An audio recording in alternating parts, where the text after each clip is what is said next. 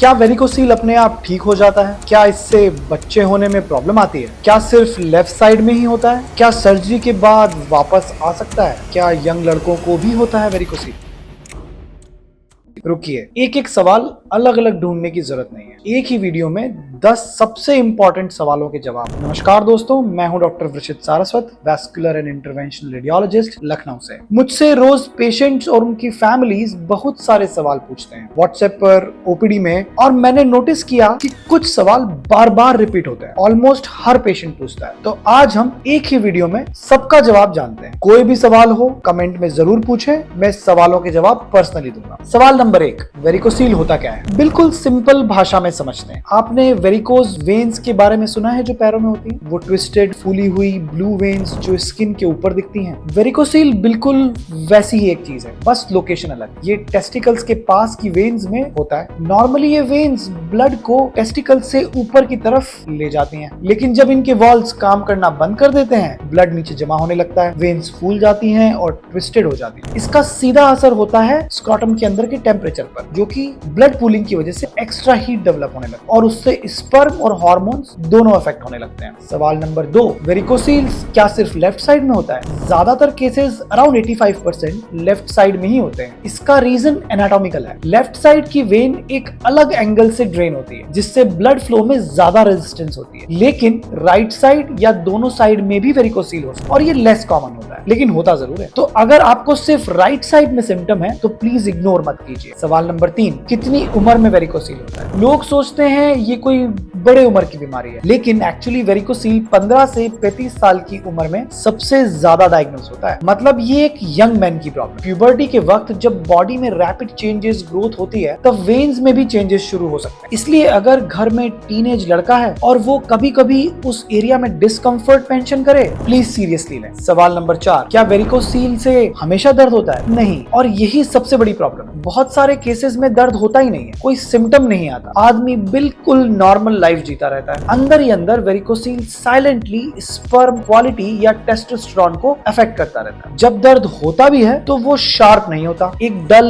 Heavy pulling sensation होती है जो दिन भर खड़े रहने के बाद ज्यादा फील होती है और लेट जाने पर कम हो जाती है। सवाल नंबर 5, क्या वेरिकोसील से इनफर्टिलिटी होती है? नहीं, हमेशा ये इनफर्टिलिटी कॉज नहीं करता, लेकिन वेरिकोसील मेल इनफर्टिलिटी का सबसे कॉमन ट्रीटेबल कॉज है। लगभग 40% इनफर्टाइल मेन में वेरिकोसील मिलता है। मतलब ये जरूरी नहीं कि वेरिकोसील हो तो बच्चे नहीं होंगे, लेकिन ये रिस्क सिग्निफिकेंटली बढ़ा देता है और जितना ज्यादा टाइम लोगे इवैल्यूएट करने में, उतना ज्यादा इंपैक्ट हो सकता है। सवाल नंबर 6, क्या वेरिकोसील अपने आप ठीक हो सकता है? मैं जानता हूं आप यही सुनना चाहेंगे कि हाँ अपने आप ठीक हो जाएगा, लेकिन ये सच नहीं है। जो वेन एक बार स्ट्रक्चरली डायलेट हो गई है, वॉल्स खराब हो गए हैं, वो अपने आप नॉर्मल साइज में वापस नहीं आती। लाइफस्टाइल चेंजेस और नेचुरल रेमेडीज सिम्टम्स को मैनेज कर सकती हैं, कंडीशन को स्टेबलाइज कर सकती हैं, लेकिन डैमेज वेन को रिवर्स नहीं कर सकती। ये कंफ्यूजन ही वो चीज है जो लोगों को मंथ्स और सालों तक वेट करवाती रहती है और तब तक डैमेज होता रहता है। सवाल नंबर 7, वेरिकोसील के कितने ग्रेड्स होते हैं और क्या फर्क पड़ता है? वेरिकोसील को 3 ग्रेड्स में क्लासिफाई किया जाता है। ग्रेड 1 सिर्फ एग्जामिनेशन में फील होता है, वो भी तब जब पेशेंट स्ट्रेन करे, आंखों से नहीं दिखता। ग्रेड 2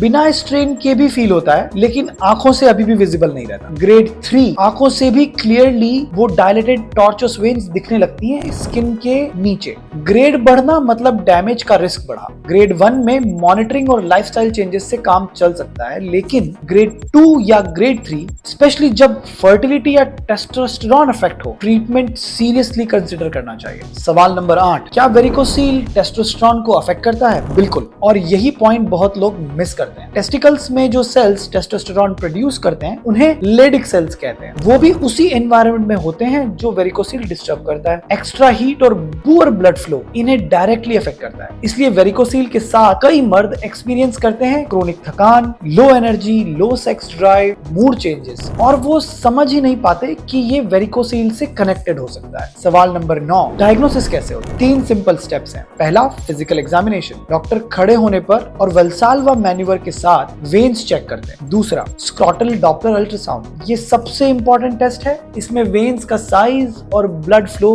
क्लियरली दिखता है। कंप्लीटली पेनलेस है ये टेस्ट। तीसरा, सीमन एनालिसिस। अगर फर्टिलिटी कंसर्न है, ये टेस्ट जरूर होना चाहिए, क्योंकि ट्रीटमेंट का डिसीजन सिर्फ वेन्स देखकर नहीं, उसके इंपैक्ट देखकर लिया जाता है। ये तीनों टेस्ट मिला के कंप्लीट पिक्चर देते हैं। सवाल नंबर 10, ट्रीटमेंट में क्या ऑप्शन है? क्या सिर्फ सर्जरी ही एक ऑप्शन है? ये सबसे ज्यादा पूछे जाने वाला सवाल, और इसका जवाब सुनकर काफी लोग रिलीफ फील करते हैं, क्योंकि सिर्फ सर्जरी ही ऑप्शन नहीं है। आजकल एक मॉडर्न प्रोसीजर अवेलेबल है जिसे वेरिकोसील एम्बोलाइजेशन कहते हैं। इसमें एक इंटरवेंशन रेडियोलॉजिस्ट एक छोटे से पंक्चर से उन वेन्स को ब्लॉक कर देते हैं जहां ब्लड गलत डायरेक्शन में जमा हो रहा होता है। कोई बड़ा कट नहीं आता, कोई टाका नहीं आता, जनरल एनेस्थीसिया की भी जरूरत नहीं, पेशेंट उसी दिन घर जाता है। रिकवरी भी काफी फास्ट होती है। लेकिन सबसे इंपॉर्टेंट बात, हर केस अलग होता है। किसी के लिए एम्बोलाइजेशन बेस्ट है, किसी के लिए सर्जिकल रिपेयर बेस्ट है। ये डिसीजन सिर्फ एक प्रॉपर इवैल्यूएशन के बाद ही लिया जा सकता है। तो ये थे 10 इंपॉर्टेंट सवाल जो ऑलमोस्ट हर वेरिकोसील पेशेंट के मन में